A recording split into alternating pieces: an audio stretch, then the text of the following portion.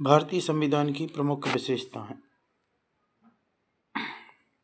सबसे लंबा लिखित संविधान। भारत का संविधान विश्व के सभी लिखित संविधानों में से सबसे लंबा है। यह एक अति व्यापक और विस्तृत दस्तावेज है। मूलतः अगर हम मूल संविधान की बात करते हैं तो यह 26 नवंबर 1949 को बनकर तैयार हुआ। संविधान में एक प्रस्तावना है, 395 अनुच्छेद 22 भाग में विभाजित है और 8 अनुसूचियाँ थी। वर्तमान में 2019 इसमें एक प्रस्तावना लगभग 470 अनुच्छेद 25 भाग में विभाजित और 12 अनुसूचियाँ शामिल हैं।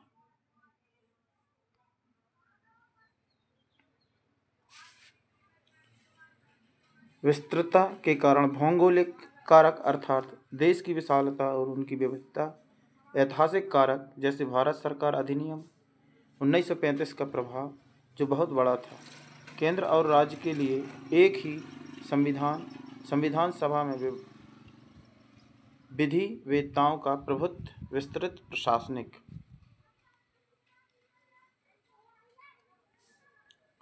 विभिन्न स्रोतों से प्राप्त स्रोत उधार ली गई सुविधाएं। हमने कई देशों से अलग अलग चीज़ें ली हैं। लगभग हम बात करते हैं तो 60 देशों से हमने कुछ ना कुछ लिया है। तो हमने जो लिया है वो इस प्रकार है। भारत सरकार अधिनियम 1935 से हमने लिया है संघीय योजना, राज्यपाल का कार्यकाल, न्यायपालिका, लोक सेवा आयोग, आपातकालीन प्रावधान, प्रशासनिक विवरण। ब्रिटिश संविधान से हमने लिया है संसदीय सरकार, विधि का शासन, विधायी प्रक्रिया, एकल नागरिकता, कैबिनेट प्रणाली, विशेषाधिकार, रिट। जो रिट हमें पांच प्रकार की रिट जारी करता है सुप्रीम कोर्ट और हाई कोर्ट, वो हमने ब्रिटिश संविधान से ली है। संसदीय विशेषाधिकार, द्विसदनीयात्मक अमेरिका संविधान से जो हमने लिया है वह लिया है मौलिक अधिकार, न्यायपालिका की स्वतंत्रता, न्यायिक समीक्षा, राष्ट्रपति पर महाभियोग, सर्वोच्च न्यायालय और उच्च न्यायालय की न्यायाधीशों को हटाना, उपराष्ट्रपति का पद। आयरलैंड के संविधान से हमने लिया है राज्य के नीति निर्देशक तत्व, सिद्धांत, राज्यसभा के सदस्यों का नामांकन,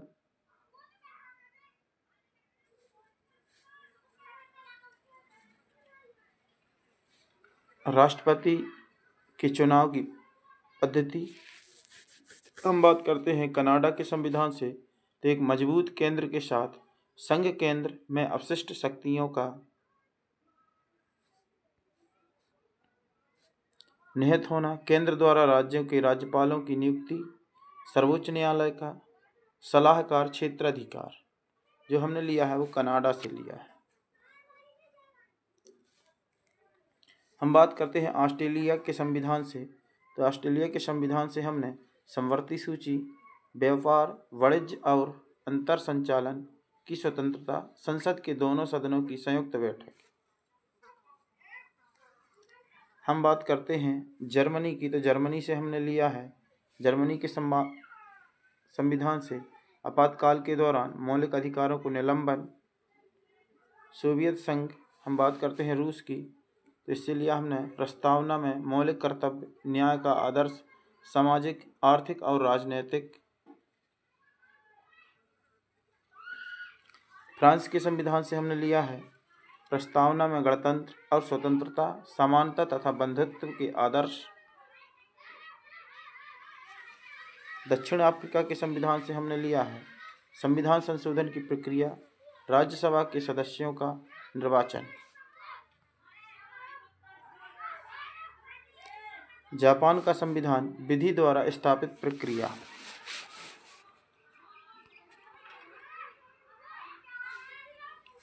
कठोरता और लचीलेपन का मिश्रण। भारत का संविधान ना तो कठोर है और ना ही लचीला है, बल्कि दोनों का मिश्रण है। अनुच्छेद 368 में दो प्रकार के संशोधन का प्रावधान है।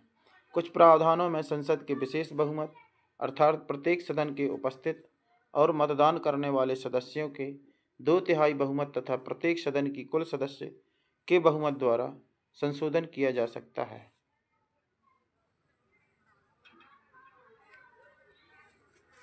कुछ अन्य प्रावधानों में संसद के विशेष बहुमत तथा कुल राज्यों के आधे से अधिक सदस्यों के अनुमोदन से संशोधन किया जा सकता है।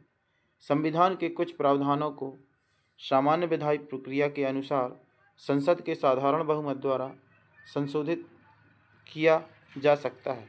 ये संशोधन अनुच्छेद 368 के अंतर्गत नहीं आते।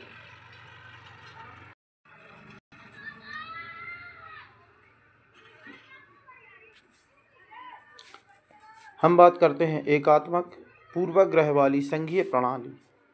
भारत का संविधान संघीय शासन प्रणाली स्थापित करता है। संविधान की संघीय विशेषता के अंतर्गत द्वैध शासन प्रणाली, लिखित संविधान, शक्तियों का विभाजन, संविधान की सर्वोच्चता, कठोर संविधान, स्वतंत्र न्यायपालिका और द्विसदनीयता जैसी सामान्य विशेषता पाई जाती है।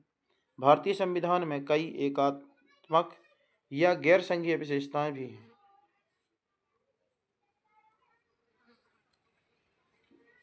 जैसे कि एक सुदृढ़ केंद्र, एकल संविधान, एकल नागरिकता, संविधान की नम्रता, एकीकृत न्यायपालिका केंद्र द्वारा राज्यपाल की नियुक्ति, अखिल भारतीय सेवा, आपातकालीन प्रावधान इत्यादि।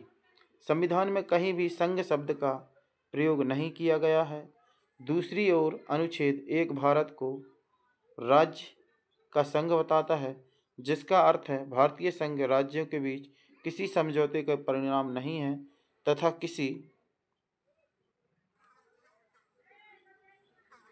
किसी भी राज्य को संघ से अलग होने का अधिकार नहीं है। भारतीय संविधान को विभिन्न रूप से स्वरूप में संघीय लेकिन भावना में एकात्मक केसी वेयर द्वारा अर्ध संघीय, मॉरिस जोन्स द्वारा सौदाकारी संघवाद, ग्रेनविल ऑस्टिन द्वारा सहकारी संघवाद, आइवर जेनिंग द्वारा केंद्रीकरण की प्रवृत्ति वाला संघ के रूप में वर्णित किया गया है।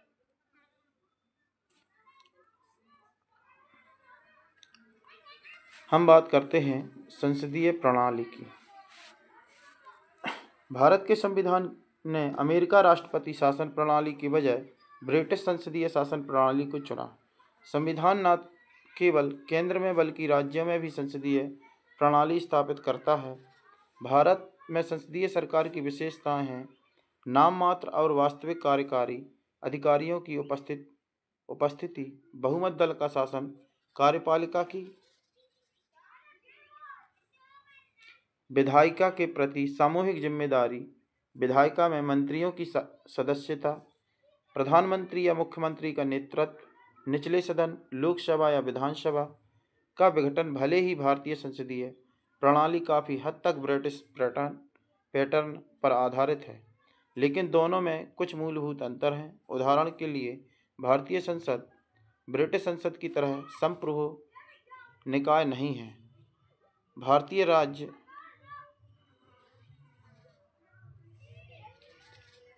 का एक निर्वाचित मुख्य गणतंत्र होता है, जबकि ब्रिटिश राज्य का एक वंशानुगत प्रमुख राजतंत्र होता है। संसदीय संप्रभुता और न्यायिक सर्वोच्चता का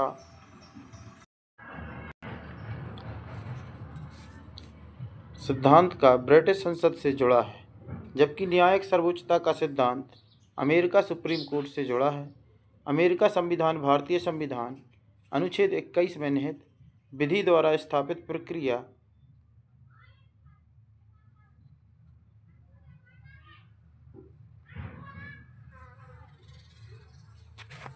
के विरुद्ध विधि के उचित प्रक्रिया का प्रावधान करता है। इसलिए भारतीय संविधान के निर्माताओं ने संसदीय संप्रभुता के ब्रिटिश सिद्धांत और न्यायिक सर्वोच्चता में अमेरिका सिद्धांत को उचित रूप से संयोजित किया गया। एक और सर्वोच्च न्यायालय न्यायिक समीक्षा की अपनी शक्ति के माध्यम से संसदीय कानूनों को असंवैधानिक घोषित कर सकता है। दूसरी ओर संसद अपनी संवैधानिक शक्ति के माध्यम से संविधान के बड़े हिस्से में संशोधन कर सकती है। एकीकृत और स्वतंत्र न्यायपालिका। भारतीय संविधान एक ऐसी न्यायिक प्रणाली स्थापित करता है जो एकीकृत होने के साथ साथ स्वतंत्र भी है।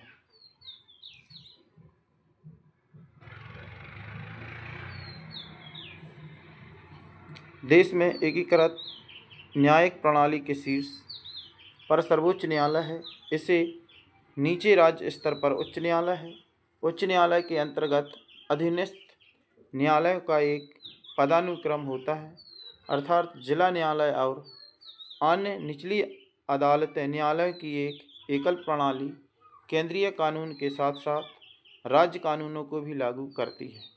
सर्वोच्च न्यायालय एक संघीय न्यायालय है। अपील की सर्वोच्च न्यायालय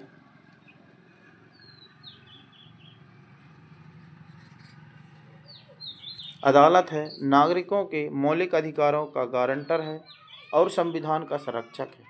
संविधान ने न्यायाधीशों के कार्यकाल की सुरक्षा, न्यायाधीशों के लिए निश्चित सेवा शर्तें आदि सहित इसकी स्वतंत्रता सुनिश्चित करने हेतु विभिन्न प्रावधान किए हैं।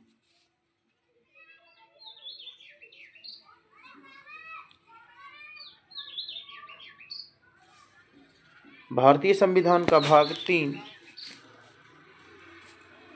सभी नागरिकों को 6 मौलिक अधिकारों की गारंटी देता है। हम बात करते हैं मूल संविधान की, तो मूल संविधान में हमारे 7 अधिकार थे, जो कि एक और संपत्ति का अधिकार था। वर्तमान की बात करते हैं हम, तो अभी हमारे पास केवल 6 अधिकार हैं। हम बात करते हैं समानता का अधिकार, जो 14 से 18 तक है। स्वतंत्रता का अधिकार 19 से 22 तक है। शोषण के विरुद्ध अधिकार 23 से 24। धार्मिक स्वतंत्रता का अधिकार 25 से 28। सांस्कृतिक और शैक्षणिक अधिकार 29 से 30। और हमारा है संवैधानिक उपचारों का अधिकार, जो है 32।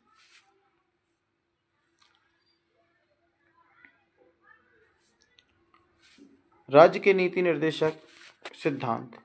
Doctor B R. अम्बेडकर के अनुसार राज्य के नीति निर्देशक सिद्धांत भारतीय संविधान की एक नई विशेषता है।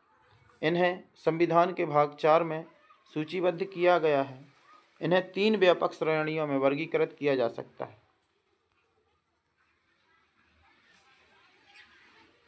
समाजवादी, गांधीवादी, उदार बुद्धिजीवी।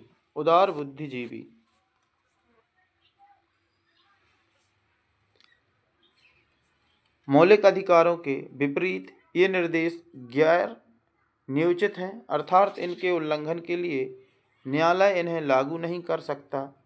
संविधान स्वयं घोषित करता है कि ये सिद्धांत देश के शासन में मौलिक हैं और कानून बनने में इन सिद्धांतों को लागू करना राज्य का कर्तव्य होगा।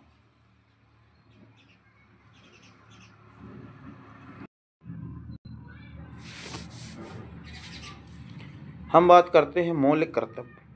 मूल संविधान में नागरिकों के मौलिक कर्तव्यों का प्रावधान नहीं था। स्वर्ण सिंह समिति की सिफारिश पर 42वें संविधान संशोधन अधिनियम 1976 द्वारा आंतरिक आपातकाल 1975-77 के दौरान इन्हें जोड़ा गया था। 86वें संविधान संशोधन अधिनियम 2002 में एक और मौलिक कर्तव्य जोड़ा गया, संविधान के भाग 4A, जिसमें केवल एक अनुच्छेद 51A शामिल है, में 11 मौलिक कर्तव्यों का उल्लेख है।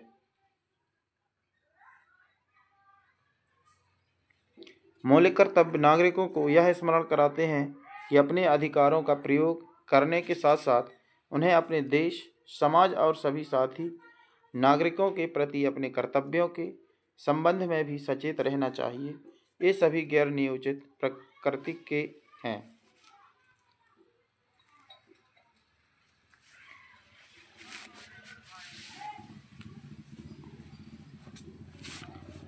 एक धर्मनिरपेक्ष राज्य। भारत का संविधान एक धर्मनिरपेक्ष राज्य का प्रतीक है। यह किसी विशेष धर्म को भारतीय राज्य के आधिकारिक धर्म के रूप में मान्यता नहीं देता। भारतीय संविधान धर्मनिरपेक्षता की सकारात्मक अवधारणा को मूर्त रूप देता है, अर्थात सभी धर्मों को समान सम्मान देना या सभी धर्मों की समान रूप से रक्षा करना।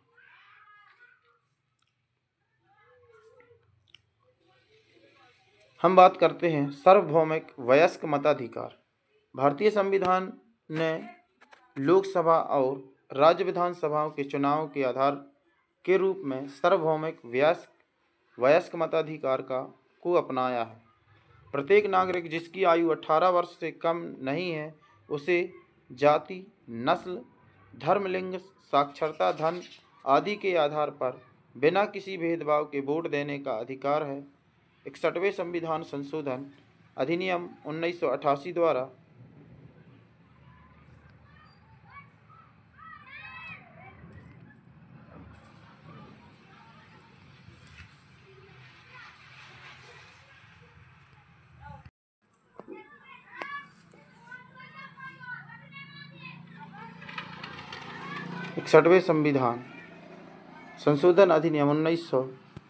द्वारा वर्ष 1989 में मतदान की आयु 21 वर्ष से घटाकर 18 वर्ष कर दी गई। एकल नागरिकता भारतीय संविधान में संघीय है और इसमें दोहरी राजनीतिक केंद्र तथा राज्य की परिकल्पना की गई है, लेकिन इसमें केवल एकल नागरिकता अर्थात भारतीय नागरिकता का प्रावधान है। भारत में सभी नागरिक चाहे वे जिस भी राज्य में पैदा हुए हों या रहते हों, पूरे देश में नागरिकता के समान राजनीतिक और नागरिक अधिकारों का आनंद लेते हैं तथा उनके साथ कोई भेदभाव नहीं किया जाता।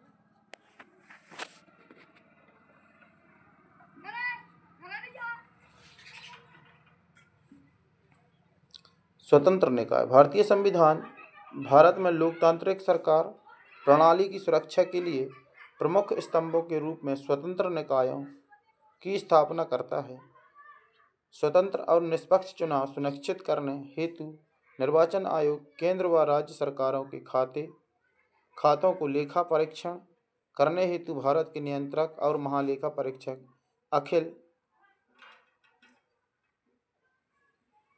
अखिल भारतीय सेवाओं को और उच्च केंद्रीय सेवाओं में भर्ती के लिए परीक्षा आयोजित करने तथा अनुशासनात्मक मामलों पर राष्ट्रपति को सलाह देने हेतु संघ लोक सेवा आयोग राज्य सेवाओं में भर्ती के लिए परीक्षा आयोजित करने तथा अनुशासनात्मक मामलों पर राज्यपाल को सलाह देने हेतु प्रत्येक राज्य में राज्य लोक सेवा आयोग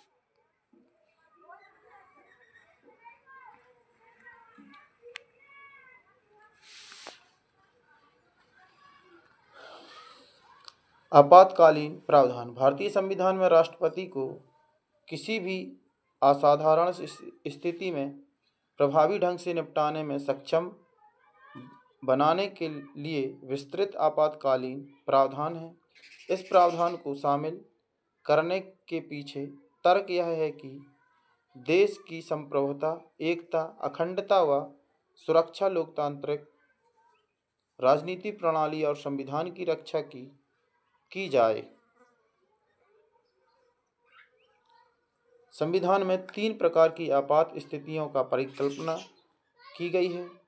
युद्ध या बाहरी आक्रमण या सशस्त्र विद्रोह के आधार पर राष्ट्रीय आपातकाल अनुच्छेद 352, राज्यों में संवैधानिक तंत्र की विफलता अनुच्छेद 356 या केंद्र के निर्देशों का पालन करने में विफलता अनुच्छेद 365 के आधार पर राज्य आपातकाल, राष्ट्रपति शासन, भारत की वित्तीय स्थिरता या ऋण के खतरे के आधार पर वित्तीय आपातकाल अनुच्छेद 360 लगा सकता है।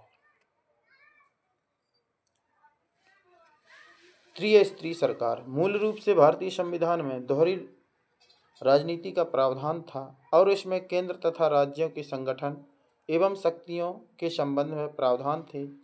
73वें और 74वें संविधान संशोधन अधिनियम 1992 ने सरकार का एक तीसरा स्तर यानी स्थानीय जोड़ा है, जो विश्व के किसी अन्य संविधान में नहीं पाया जाता है।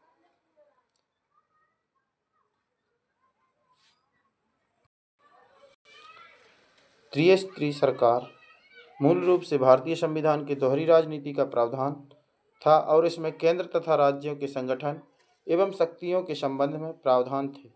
73वें और 74वें संविधान संशोधन अधिनियम 1992 ने सरकार का एक तीसरा स्तरीय यानी स्थानीय जोड़ा है, जो ग्राम पंचायतों से संबंध है। 73वां संविधान संशोधन जो विश्व के किसी अन्य संविधान में नहीं पाया जाता है।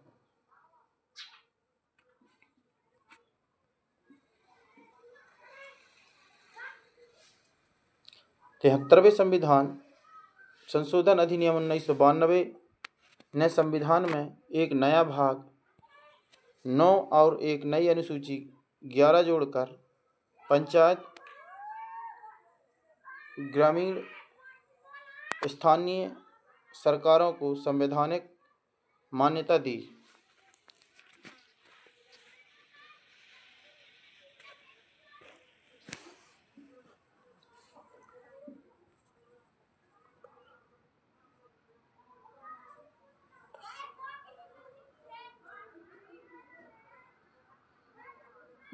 तिहत्तरवां संविधान संशोधन 1992 में संविधान में एक नया भाग 11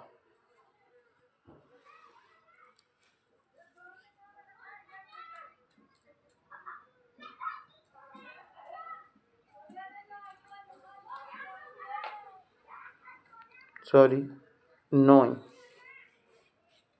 74वें संविधान संशोधन अधिनियम 1992 ने संविधान में एक नया भाग 9A और एक नई अनुसूची 12 जोड़कर नगर पालिकाओं, शहरी स्थानीय सरकारों का संवैधानिक मान्यता दी। सहकारी समितियां 97वें संविधान संशोधन अधिनियम 2011 ने सहकारी समितियों को संवैधानिक दर्जा और संरक्षण दिया। भारतीय संविधान की आलोचनाएं क्या हैं?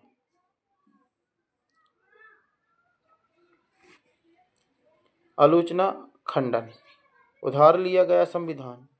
संविधान निर्माताओं ने भारतीय परिस्थितियों के अनुरूप उधार ली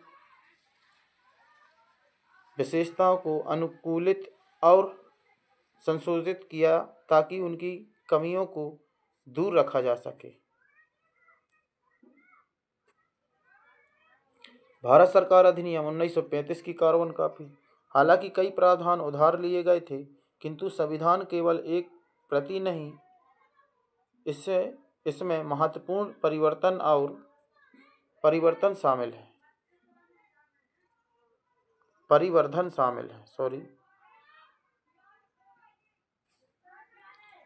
गैर भारतीय या भारतीय विरोधी। विदेशी स्रोतों से उधार लिए जाने के बावजूद संविधान भारतीय मूल्यों और आकांक्षाओं को दर्शाता है।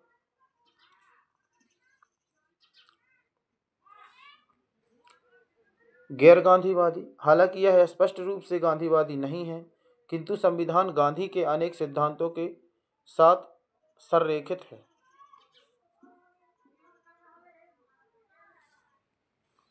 हाथी के आकार, एलिफेंट का।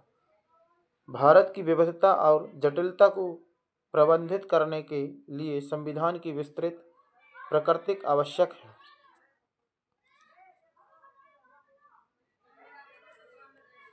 वकीलों का स्वर्ग। स्पष्टता और परिवर्तनीयता के लिए कानूनी भाषा आवश्यक है।